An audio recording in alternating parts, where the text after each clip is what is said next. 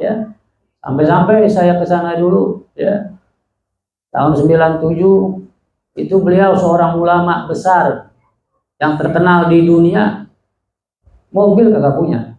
Mobil kagak punya. Dengan usia tempo hari beliau 60-an kira-kira. Itu mobil masih kagak punya, bayangin. Bahkan ada yang bilang rumahnya rumah kontrak, bukan rumah dia sendiri, wallahu a'lam ya. Tapi yang paling jelas mobil kagak punya. Antar jemput naik motor butut lagi. Sampai pernah jatuh, mau ke pondok. Jadi kalau ke pondok dari rumah ke pondok sebelum subuh udah sampai. Subuh jam berapa? 4:30, jam 4:15 paling telat udah sampai di pondok. Itu setiap hari. Subhanallah. Pernah dibonceng motor jatuh karena jalanan kan pasir, belum diaspal, kerikil-kerikil. Pernah kepleset ya, jatuh. Akhirnya kata yang nganter, Habib pulang aja. Enggak, terus ke pondok. Sampai di pondok dibersihin lukanya semua ya. Aktivitas sebagaimana biasa, kagak dirasain itu sakit ya. Subhanallah.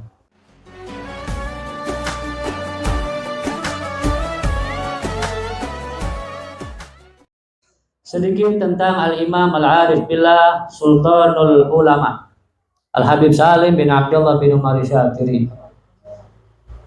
Beliau adalah anak bungsu dari 4 saudara yang laki-laki ya. 4 saudara daripada Al-Imam Al-Arif Billah Al-Habib Abdullah bin Umar Syatiri. Ini Al-Habib Abdullah bin Umar Syatiri terkenal dengan ilmunya yang barokah. Ilmunya yang barokah tersebar ke seluruh penjuru dunia ya. Murid beliau dari mana-mana zamannya dulu ya.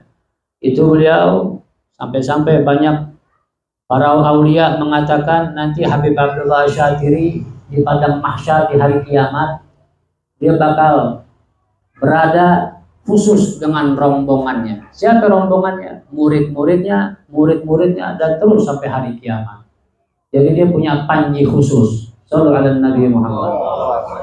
Karena memang ada banyak daripada aulia yang nantinya akan diberikan sama Nabi Muhammad hak syafaat ya. Jadi syafaat dari Nabi nanti dibagi-bagi lagi tuh. Oh, kepada sahabat fulan, kepada tabi'in, kepada ulama, kepada aulia. Nanti Nabi bagi-bagiin lagi, termasuk itu adalah Habib Abdullah bin Umar Syatiri yang ilmunya udah menyebar ke seluruh dunia ya. Sampai-sampai kalau kita seluruh pulau seluruh Indonesia udah kelihatan dah. Di Afrika ada ya. Di Afrika adalah Habib. Dia itu sampai mengislamkan 1000 orang kira-kira di Afrika dakwahnya. Siapa beliau? Beliau ternyata Al-Habib Ahmad Toha Masyhur Al-Haddad. Beliau adalah termasuk murid Al-Habib Abdullah bin Umar Syatiri. Begitupun Al-Habib Abdul Qadir bin Ahmad Al-Fiqih yang di Malang sana Jawa Timur. Yang kemarin lalu, seminggu yang lalu diadakan haul beliau. Begitu juga ulama besar, muridnya se-Indonesia ya. Begitupun beliau termasuk murid Al-Habib Abdullah Syatiri. Dan juga anak-anak beliau sendiri adalah murid-murid beliau. Nah, adapun Al-Habib Salim ini anak bungsunya yang lelaki, ketika meninggal dunia Al-Habib Abdullah Syatiri, Al-Habib Salim masih kecil ya. Masih sangat muda, bahkan yang bilang masih balita. Tapi dari kecil Al-Habib Abdullah Syatiri sudah mendoakan anak bungsunya ini. Dia bilang apa? Dia bilang ini anak saya Salim katanya.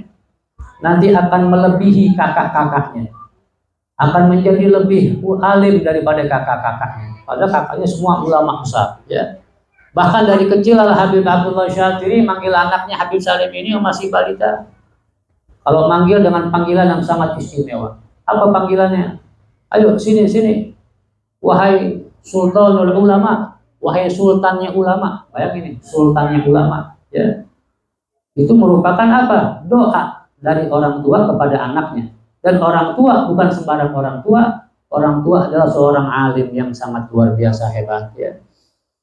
Alhasil ma'asyiral hadirin rahimakumullah, Habib Salim Syatiri abahnya meninggal, kemudian beliau dididik oleh kakanda beliau Habib Hasan bin Abdullah bin Umar Syatiri. Sampai-sampai Habib Hasan ini mengakui keistimewaan Habib Salim. Dia bilang apa? Ini Habib Salim lebih daripada saya. Ya, terutama dalam urusan istiqomahnya. istiqomah belajarnya, istiqomah ibadahnya, istiqomah mengajarnya, istiqomah dalam segala urusannya di jalan Allah Subhanahu wa taala. Istiqomahnya luar biasa, ya. Beliau belajar dari rumahnya sendiri, dari pondok Rubat Tarim sendiri, dan juga sampai ke Mekah dan keliling dari berbagai tempat di penjuru dunia ini sampai beliau menjadi seorang yang sangat mulia. Dan beliau pernah bercerita, saya dulu ini memiliki hafalan yang lemah, ya, memiliki hafalan yang lemah. Sampai satu hari ketika saya sedang berada di depan Ka'bah, entah gimana, mungkin lagi ada bersih-bersih Ka'bah, ya. Kan zaman dulu belum seperti zaman sekarang dijaga ketat, zaman dulu masih longgar. Saya lihat pintu Ka'bah kebuka. Saya masuk ke dalam Ka'bah, ya.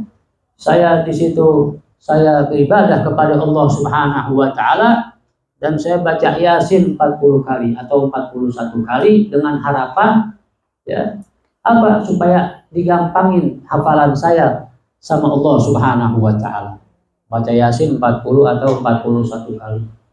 Subhanallah, Allah ijabah doa-doa beliau.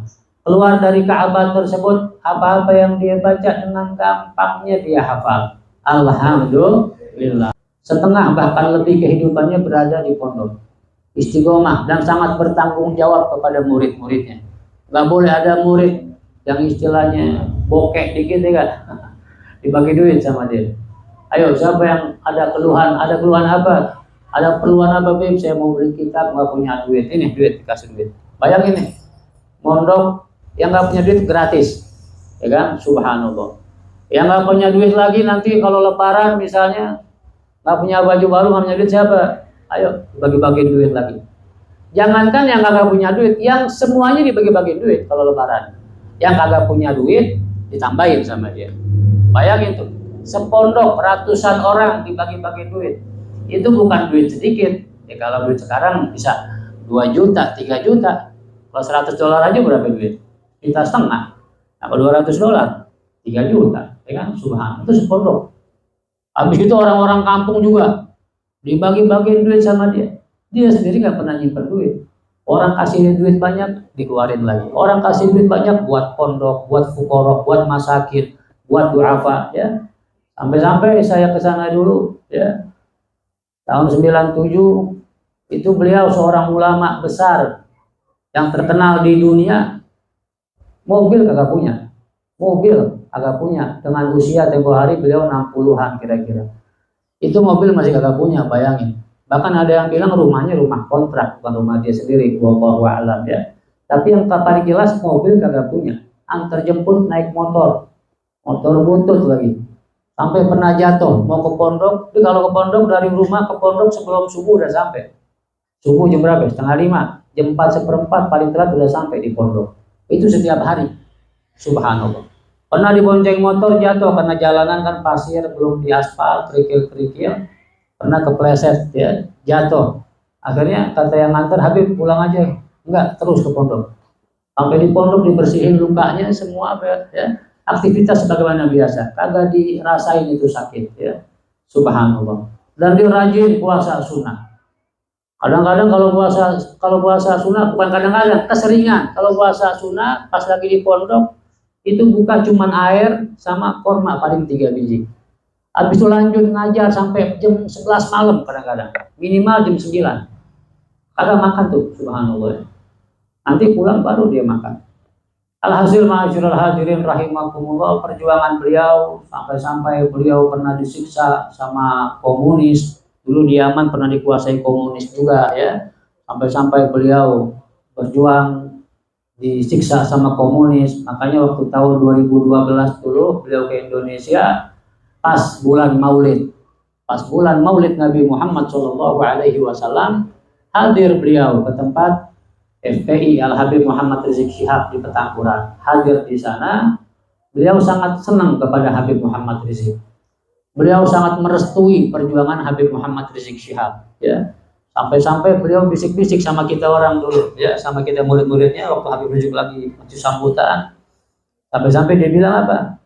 Ini Habib Rizik seperti saya dulu, katanya. Seperti saya zaman dulu. Bahkan Habib Salim ini lebih dahsyat. perjuangannya daripada Habib Muhammad Rizik. Ya. Udah kena gitu zahir batin kalau Habib Salim ya. Pernah kalau nggak salah pernah sampai ketabrak mobil komunis dan lain sebagainya ya.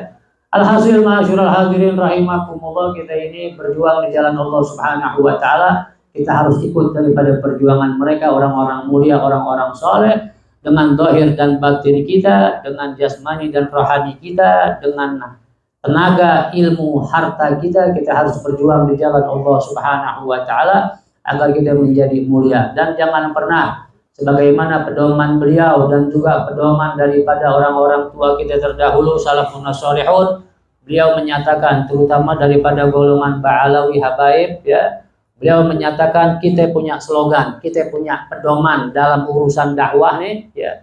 Ada pedomannya. Apa pedomannya? Nahnu qaumun la natlub wala narud wala naddakhir. Kita ini adalah suatu golongan yang kita nggak pernah minta-minta. Oh, aneh diundang ceramah, jangan lupa ntar aneh tarif aneh 3 juta, 4 juta, 5 juta. Nggak pernah. Biar kata diundangnya di ujung dunia lagi. Yang penting difasilitasi, diongkosin berangkat. Adapun nanti hadiahnya ya kebijaksanaan panitia. Kalau banyak alhamdulillah, kalau sedikit ya innalillah. Ya, kalau panitianya mampu, kalau panitia nggak mampu ya wajar ya kan. Kalau panitia mampu ya kan, kasih hadiah ke guru asal-asalan, daplek namanya. Ya kan? Nah begitu, jadi kita nggak minta, kagak pasang tarif biar katanya diundangnya ke luar negeri lagi, nggak pernah pasang-pasang tarif. Ya. Kemudian yang kedua, wala narut, dikasih berapapun kami terima, nggak pernah kami tolak, supaya yang ngasih girang, betul kan? Mau banyak mau sedikit. Dulu pernah ada seorang Habib, Al-Habib Muhammad bin Ahmad Al-Attas, Habib Muhammad Aceh namanya. Setiap tahun ziarah ke Hadramut, pas lagi momen ziarah Nabiullah Hud bulan Sya'ban nih. Ya. Itu berhubung saya kenal sama beliau, masih ada hubungan keluarga, jadi kalau beliau datang saya nganter-nganterin. Habib Muhammad Aceh panggilannya ya. Ini Habib Muhammad Aceh, subhanallah tabarakallah. Di Hadramut bagi-bagi duit juga, walaupun nilainya kagak, misalnya duit sekarang nih ya 200.000 lah ya. Itu dibagi-bagiin kepada seluruh pengajar-pengajar, kepada seluruh guru-guru di Hadramut, di Tarif itu ketemu siapapun dibagi duit. Termasuk Habib Salim Masyadiri saya lihat dikasih sama Habib Muhammad Aceh ini. Diterima. Biar kata istilahnya, ya kalau Habib Salim Masyadiri terima 200.000 kan nggak ada apa-apanya kan begitu. Tapi beliau terima. Kenapa? Biar yang ngasih ini gembira. Subhanallah. Itu salah satu akhlaknya Nabi Muhammad Shallallahu Alaihi Wasallam.